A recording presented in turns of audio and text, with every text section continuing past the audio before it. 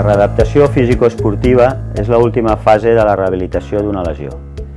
Posarem en marxa l'activació general i específica tant a nivell cardiovascular com a nivell articular, lligamentós, tendinós i muscular.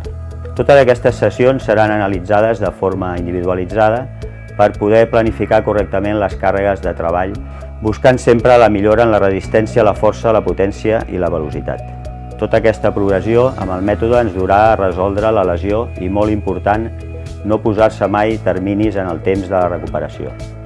Respectar i escoltar el rellotge biològic intern de cada persona serà la clau de l'èxit de la recuperació. Els treballs de readaptació els durem a terme en diferents llocs i diferents superfícies naturals. Una bona progressió del treball seria iniciar dins de la piscina, un treball aquàtic per millorar la mobilitat articular, i després començar a fer caminates progressives en diferents superfícies de recolzament per millorar la propiocepció natural.